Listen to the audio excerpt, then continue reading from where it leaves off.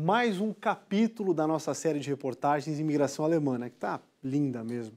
A gente vai para a Barca Colón para contar a história da maior cidade de Santa Catarina. E o ponto de partida é o norte da Alemanha, até a Joinville atual, de tantas conquistas de títulos mundiais conhecidos, a cidade das flores, né? Da dança, da indústria, da inovação e também da maior população catarinense, herança alemã que segue mais viva do que nunca.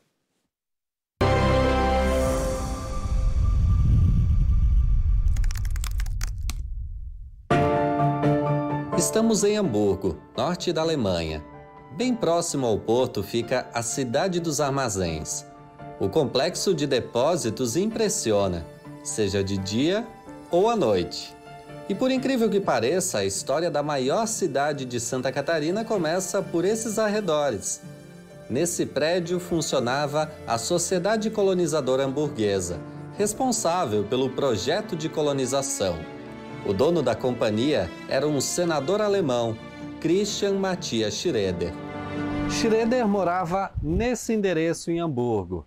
Além de facilitar a compra de terras, ele foi o responsável por organizar as viagens transatlânticas e dar o apoio inicial aos novos colonos. Joinville tem uma peculiaridade, né? Foi o presente de casamento que a irmã de Pedro II, imperador do Brasil, ganhou quando casou com o príncipe de Joinville, que era filho do rei da França. Lá na Inglaterra, o príncipe de Joinville é procurado por um armador alemão, Christian Matthias Schroeder, que tinha interesse em ocupar essas terras que ele tinha aqui.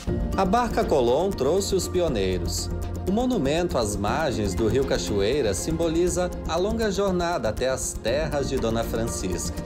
Embarcam 125 pessoas no porto de Hamburgo e desembarcam aqui depois de 90 dias de uma viagem bem delicada.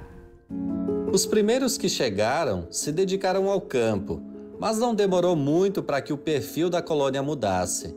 Com a abertura da estrada em direção ao Planalto Norte, a erva mate produzida no alto da serra passou a ser beneficiada no vilarejo.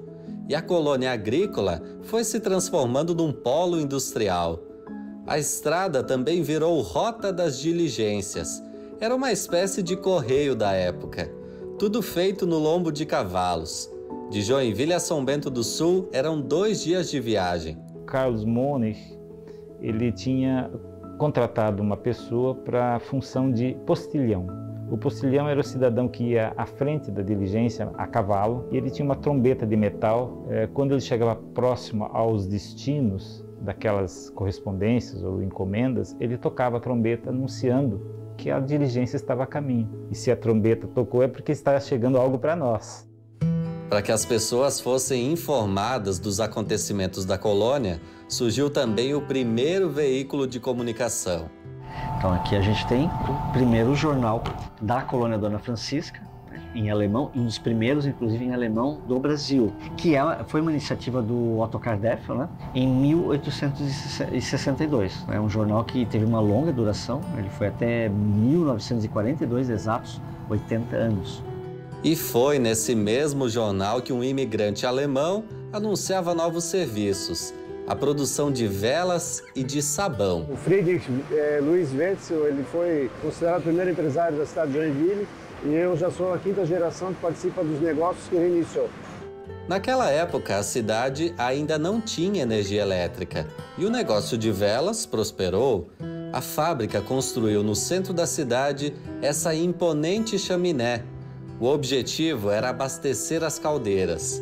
Em pouco tempo, a empresa se tornou pioneira na América do Sul em produzir peças fundidas, feitas de latão. Não existia tecnologia no Brasil relacionada a esse processo na época. Os fundadores trouxeram projetos de máquinas da Alemanha, construíram as próprias máquinas, porque não existia fabricação de máquinas desse processo no Brasil naquele momento. Mas o crescimento da colônia também trouxe preocupações para os moradores. Os incêndios em casas de madeira eram frequentes. Foi então que 6 imigrantes decidiram se unir de forma voluntária para ajudar nas ocorrências. Esse meu tataravô usa uma frase: não podemos levar em banho-maria algo que nos traz tanto risco. E assim nasceu a Sociedade Corpo de Bombeiros Voluntários. Eu já sou a 5ª geração e eu tenho um pouco, o sangue já é vermelho, né? Eu tenho essa herança correndo pelas veias aí. Desde que foi fundada no dia 13 de julho de 1892, não teve um dia sequer sem atividade. 24 horas por dia, 132 anos, sem qualquer interrupção. Essa proteção era fundamental para uma cidade que não parava de se desenvolver, principalmente quando foi construída a ferrovia entre Joinville e São Francisco do Sul. Ela ajudou no comércio de importação e de exportação de produtos. Uma parte importante da riqueza de Joinville é que ela é uma economia não baseada num ramo de atividade econômica só, e sim em vários. Então, enquanto um era bom em fundição, o outro ia para a usinagem, o outro ia para o ramo têxtil, e assim os vários outros setores foram se formando, e isso está no fundamento da força econômica da região. Além de conhecimento e de habilidades, a natureza também ajudou no crescimento desse lugar. A usina foi construída em 1909 e foi a primeira do gênero do município e uma das pioneiras do Brasil. Ela foi um marco importante no desenvolvimento industrial e na modernização da infraestrutura. Foi construída por uma companhia que reunia empresários e técnicos alemães, refletindo a tradição de engenharia e de inovação trazida pelos imigrantes.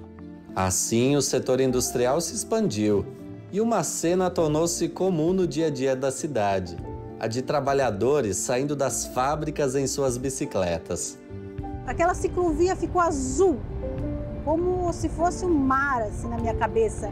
Aquilo me encantou tanto que eu pensei comigo, é nessa empresa que eu quero trabalhar.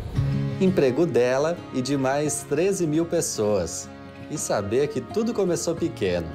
Essa foi uma tecnologia desenvolvida por 3 brasileiros que foram curiosos, que procuraram aprender, que tinham descendência germânica. Esses 3 visionários fundaram uma empresa de nome indígena, mas de alma global. Eles desenvolveram a fórmula do ferro fundido. Mas só a ideia não bastava. Investiram na capacitação dos funcionários para crescer. A Escola Técnica da Tupi foi uma base muito importante para o desenvolvimento não só de profissionais na área metalúrgica, como em várias outras áreas, que foram base para o crescimento industrial, não só da Tupi, como das empresas da região de Joinville e de todo o estado de Santa Catarina. Essa busca pelo conhecimento e pela inovação está no DNA de Joinville, que ao longo dos anos acumulou inúmeros títulos. E acredite, essas conquistas estão profundamente enraizadas na história da cidade. A Casa do Aço era um comércio que ele importava aço, ferragens, ferramentas e outros itens fixadores da Europa, principalmente da Alemanha, para a colônia, itens que precisavam aqui. E ao mesmo tempo ele exportava produtos nativos brasileiros para a Europa. Então assim surgiu o comércio da Casa do Aço, e alguns dos itens que a gente importava lá atrás eram as primeiras bicicletas da cidade de Joinville e também sementes de flores. Então, como todos aqui da região sabem, Joinville veio a se tornar conhecida como cidade das bicicletas, cidade das flores, então tem uma relação muito próxima da história do grupo com a história da cidade. A empresa, desde 1959, conhecida como Cizer, continua a honrar suas raízes.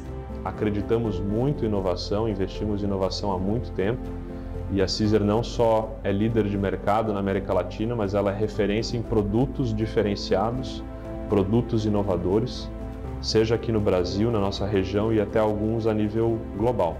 E assim, Joinville segue sua jornada para um futuro de expansão e de inovação. Mas o que ainda está por vir? Os próximos capítulos dessa história vão revelar muito mais do que já foi conquistado. A herança alemã segue mais viva do que nunca.